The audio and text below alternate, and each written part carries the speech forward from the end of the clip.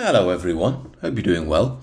A few people DM me on the Substack to ask my opinion on these flag protests, and I saved making a video about it for two reasons. Number one, I think I've made my thoughts clear on these in a roundabout way in recent videos, but also I've been waiting to see if this is a genuine grassroots thing or if it's more containment.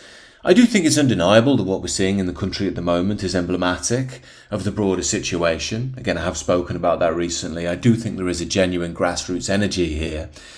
But I think most profoundly, it's on the soul level, not the political level.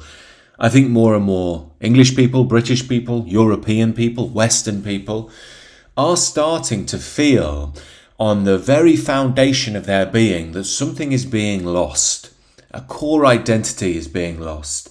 And of course it is, as modernity, as globalism reaches further and further right down to your very heart and soul, people are starting to feel the sting.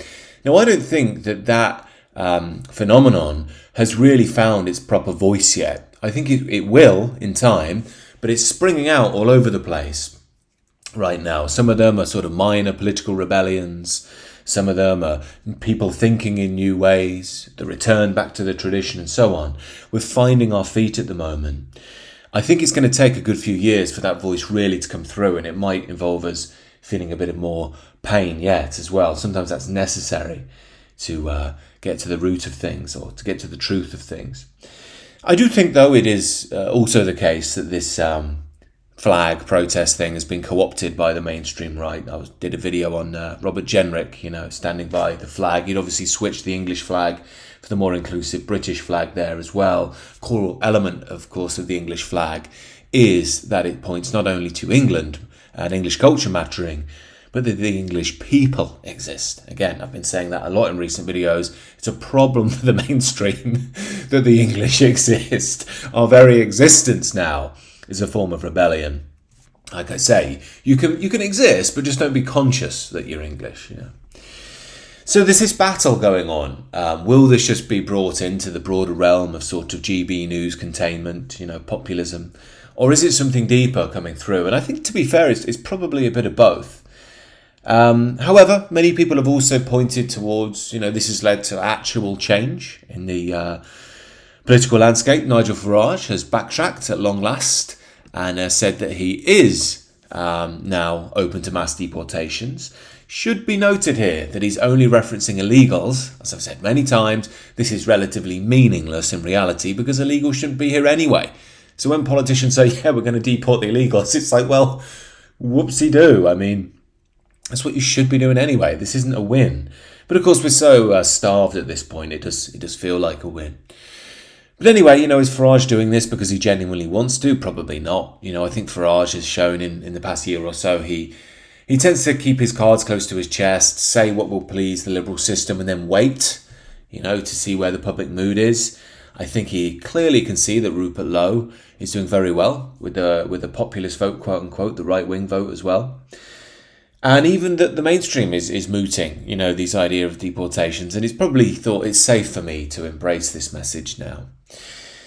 And as well, people are pointing to the government. I think today they announced they're going to overhaul the asylum appeals system.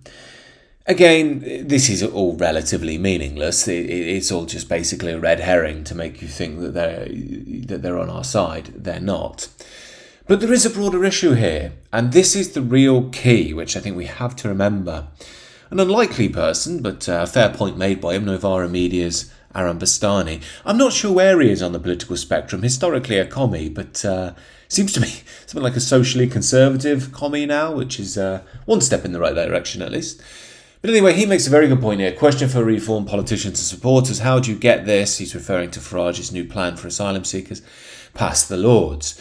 Now, this is thinking along the right track because I actually think it's even bigger than the Lords. But Bastani is right to say this because what he's talking to is the systemic issue we face.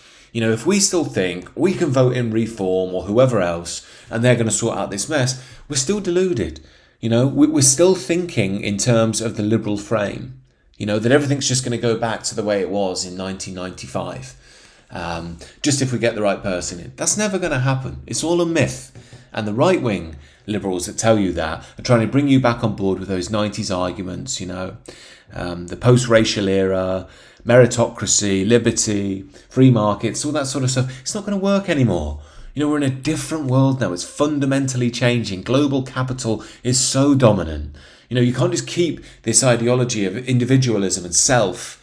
We're entering a new era where it really is about existential survival at this point. I would argue for the whole of European culture. I don't think that's extreme either when we look at things in the meta vision. Obviously not in the day-to-day, but when we look at things over the coming decades.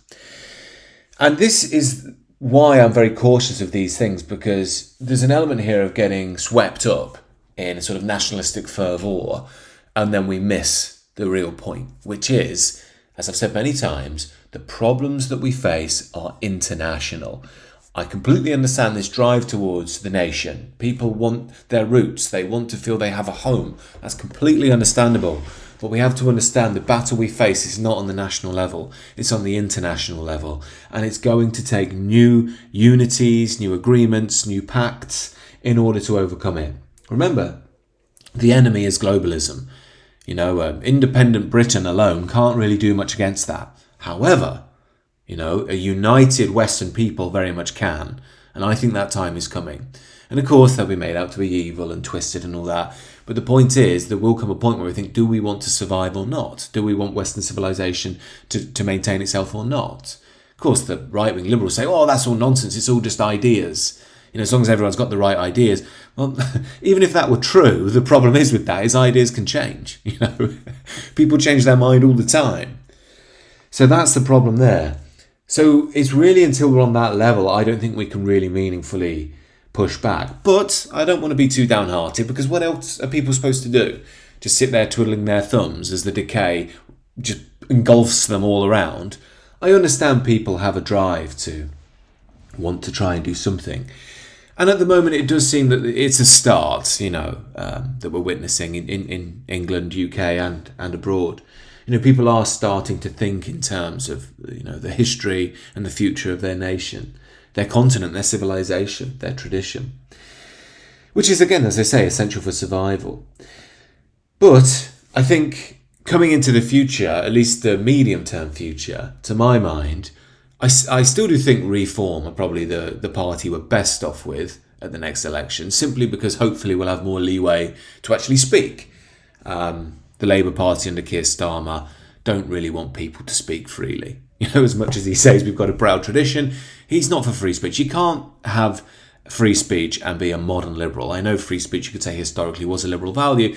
It's certainly not to the modern liberal. The modern is globalist liberal, Basically, you have to toe the line of left liberalism, otherwise you're out. And I do think Reform is really important for another reason, and that's because if they get in, it will take the blinders off. There are millions of people who still think that Reform are going to fix everything. They can't. Even if they have the best intentions in the world, they can't, because the problem is the system. It's like I keep saying, you can't vote in a party into a rotten system and expect them to fix it. This is why, to my mind, 2035 is the big year. That will be after Reform, and it's at that point, I think, there will be an opportunity for a new politics. Not just in Britain, I think across Europe, across the West, because by then people will be thinking, okay, we really are being made minorities in our own country now, and nothing has changed. We've tried every other avenue, and at that point people will finally stop and say, okay, it's the system. The system itself is dominated by the globalist liberals. And until we think on that level, we're never going to be able to build an opposition system. We're never going to have a counter message.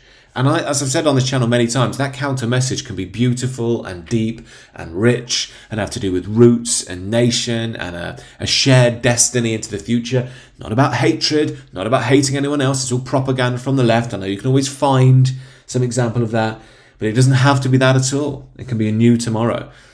But we have to get there. There has to be an awakening, and that's going to come with being let down, I think, first. So they're my general thoughts on it all. Do let me know what you think down below, as always. If you do want me to speak on anything else, do feel free to join the Substack. Let me know what you think. And do subscribe to this channel as well. Enjoy the rest of your day.